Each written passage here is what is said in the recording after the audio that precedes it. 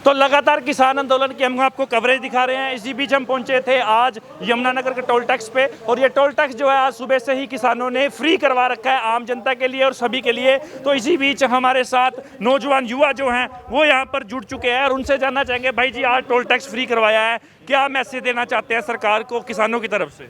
देखिए, निरंतर जब से यह 15 दिन से दिल्ली में किसान धरना चल रहा है, सरकार के साथ किसान यूनियन लगभग 6 बार बात कर चुकी है। 6 बैठकें ऐसी हैं जो किसानों के सेंटर के साथ हो चुकी हैं, लेकिन 6 की 6 बातों में अब तक कोई नतीजा नहीं निकला है। इसकी एवज में भारतीय किसान यूनियन ने 12 दिसंबर को पूरे हिंदुस्तान के टोल जो है फ्री करने का काम किया है, और 14 तारीख को हर जिला मुख्यालय को बंद किया जाएगा, घेराव किया जाए। उसके बाद बीजेपी सरकार के जितने भी एमपी हैं, जितने भी एमएलए हैं, सबका घेराव किया जाएगा। यदि सरकार फिर भी नहीं मानती, फिर जो हाई कमान भारतीय किसान यूनियन के जो दिल्ली में बैठी है, उनके द्वारा कोई कड़ा निर्णय लिया जाएगा। तो मोदी सरकार को क्या मैसेज देना चाहेंगे? क्या लगता है कि मोदी सरकार किसानों का क्या झुकेगी कि अपनी जिद्दों पे वो भी अड़े रहेंगे? देखिए, मैं मोदी सरकार को एक बात बता देना चाहता हूँ, ये कोई और संगठन नहीं है, ये है किसान। मोदी सरकार ने जब पीटी टीचर अपना हक मांगने के लिए गए, उनको पानी के फुहारे मार के, आंसू गैस के गोले मार के भगा दिया। जब आंगनवाड़ी वर्कर गए, उनको आंसू गैस के गोले मार के भगा दिया। तो मोदी साहब, ये तो किसान है, ये आंसू गैस के गोले या पानी से डरने वाले नहीं हैं। ये तो ट्वेलों में नहाने वाले लोग हैं, इनको क्या फ़र्क पड़ता है से वाटर कैनन से या आंसू गैस के गोले से? सरकार तो माननी पड़ी, आज ही मानने, कल ही मानने, सरकार को मानना पड़ेगा। इसके अलावा सरकार के पास कोई और ऑप्शन नहीं है, और जल्दी मानेंगे तो सरकार की थू कम होएगी। 2014 से जब से ये सरकार सत्ता में आई है, आप मेरे को कोई एक ऐसा डिपार्टमेंट गिनवा दो जो जिसने धरना ना किया हो या कोई आंदोलन ना किया हो। सिर्फ एक डिफेंस है, जो पुलिस है या आर्मी है, उनके पास ऑप्शन नहीं है, वरना वो भी धरने में बैठ जाएं। और किसी भी डिपार्टमेंट में, हर डिपार्टमेंट को लगा लो, वही दुखी है सरकार से।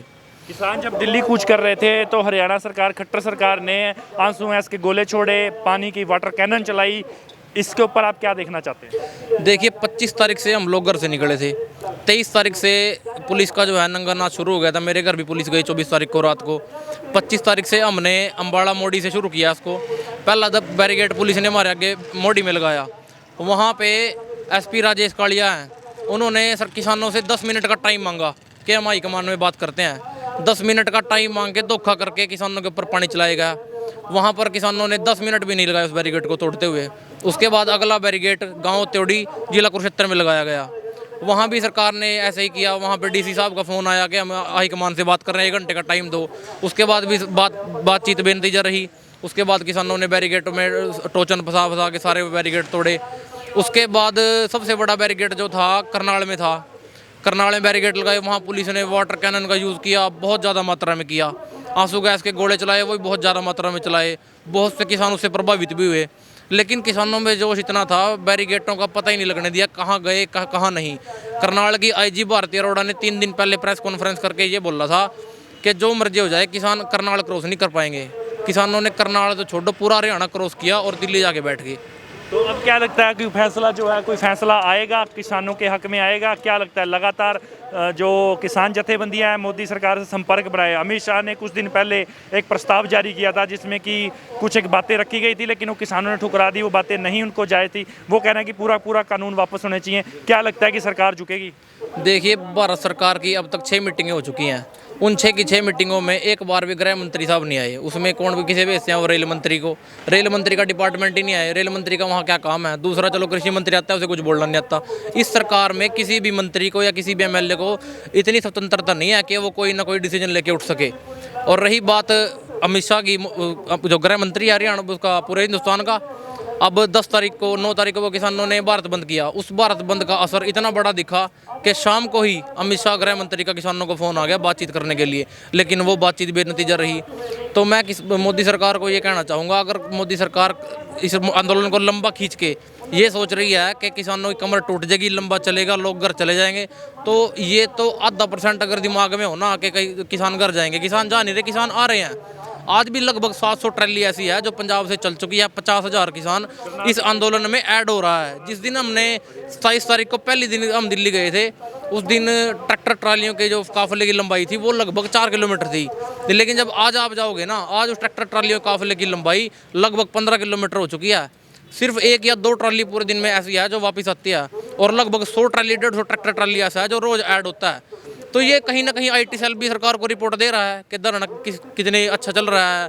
रही बात खाने पीने की, जो किसान खुद खाना अपने खेतों में उगाता है, अनाज उगाता है, उसे खाने पीने की दिक्कत तो किसी प्रकार से आ ही नहीं सकती। काजू बादाम के लंगर चल रहे हैं भाई। वहाँ तो काजू बादाम तो ऐसे चल रहे हैं जैसे आप मूंगफलियाँ खा रहे हो। और रही बात सरकार की, सरकार पानी पूनी वाला काम तो छोड़ो, सरकार को चलाने चाहिए गोली अगर किसान ठाने, और गोली भी ऐसी वैसी नहीं, एक गोली से नहीं मरते ये। तो काजू बादाम खा रहे वहाँ पड़े लाल हो गए पड़े पड़े, ये कहाँ ही ले जाएंगे। तो सरकार को कोई कड़ा निर्णय लेना पड़ेगा किसान ठाने के लिए, और जितना मर्जी बड़ा कड़ा निर्णय ले ले, बड़ा निर्णय ले ले सरकार, किसान नहीं लेते। किसान तो कुछ ना कुछ वहाँ से लेके अपनी मांगे मनवा के फिर उठेंगे। इन कानूनों में संशोधन करने से कोई फायदा नहीं है। संशोधन से किसान नहीं मानने वाला, किसान मानेगा जब ये तीनों बिल पाड़ के फेंक देगी सरकार। तो जो जनता आपको देख रही है किसान नहीं है, हमारी जनता है, व्यूवर्स हैं हमारे सोशल मीडिया चैनल पे, उनको क्या मैसेज देना चाहिए, किस तरीके से किसानों का समर्थन करें वो? मैं उनको ये मैसेज देना चाहूँगा, कुछ लोग आज जो घर बैठे हैं वो सोच रहे हैं ये लड़ाई है किसान की। मैं आपको बताना चाहूँगा ये लड़ाई किसान की नहीं है। इस आंदोलन को हमने जन आंदोलन का नाम इसलिए दिया है, ये जन आंदोलन बन चुका है। क्यों बन चुका है? जैसे इन अध्यादेशों में लिखा हुआ है कि स्टॉक लिमिट है व्यापारियों की, वो ख़त्म कर दी। अगर स्टॉक लिमिट ख़त्म होगी तो एक व्यापारी जितना मर्जी अनाज हो, जितना मर्जी दालें हो, सारी इकट्ठी करेगा। जो स्टॉक लिमिट ज़्यादा करेगा, जाहिर सी बात है काला बाजारी बढ़ेगी। काला बाजारी का असर किस पे पड़ेगा? काला बाजारी का असर आम जनता पे पड़ेगा। आम जनता को जो आटा आज 20 रुपये किलो मिल रहा है वो 50 रुपये किलो लेना पड़ेगा। ये जो लोग आज अगर बैठ के सोच रहे हैं कि ये लड़ाई किसानों की है ना, ये कल्ले किसानों की नहीं है, ये सबकी लड़ाई है। इसका असर बाद में आपके ऊपर ही पड़ेगा। किसान का क्या, किसान की तो गेहूँ घर किया है, चाहे 5000 कुंटल छोड़ो, 10,000 रुपये कुंटल हो जाओ तो फिर भी अपने घर रखने के लिए सक्षम है। लेकिन जो सबसे बड़ा बोझ है वो आम जनता पे पड़ेगा। तो मैं आपके चैनल के माध्यम से कहना चाहूँगा, जो लोग घर बैठे हैं वो किसानों की लड़ाई में किसानों का साथ दें, और पुण्य के इस काम में, इस यज्ञ में जो पुण्य का यज्ञ चल रहा है उसमें अपनी आहुति डाल लें। जी बहुत बहुत धन्यवाद। तो लगातार किसान, युवा किसान जुड़ा हमारे साथ, उन्होंने अपने दिल की बात बताई, और आपको भी बताना चाहते हैं कि आज़ादी की लड़ाई में नौजवान युवाओं का बहुत बड़ी अहम भूमिका थी।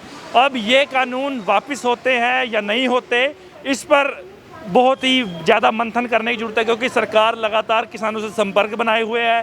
किसान अपनी मांगों के लिए बॉर्डर पे हो चाहे यमुनानगर पे हो, वहाँ पर डटे हुए हैं। आज का जो टोल टैक्स पे जो फ्री करने वाला आंदोलन था वो किसानों ने बखूबी निभाया, और लगातार तस्वीरें भी देख रहे हैं आप टोल टैक्स से कि किस तरीके से यहाँ पर आज टोल टैक्स फ्री किया गया है। अब आगे ये देखना होगा कि ये जो आंदोलन चल रहा है ये किस दिशा में जाता है, किस पक्ष में जाता है, किसान के पक्ष में जाता है या सरकार के पक्ष में। अब जैसे दिन बढ़ते जा रहे हैं, किसानों का गुस्सा भी बढ़ता जा रहा है, किसानों का सब्र भी टूटने को तैयार है, लेकिन किसान लगातार अपनी मांगों के लिए शांतिपूर्ण तरीके से दिल्ली बैठा हुआ है, बॉर्डर्स पर बैठा हुआ है, चारों तरफ बैठा हुआ है, और क्षेत्र में जो है चाहे हरियाणा के इंटरनल है वहाँ पर भी बैठे हैं। और आपको हम पल पल की अपडेट जो है चर 71 के माध्यम से दे रहे हैं।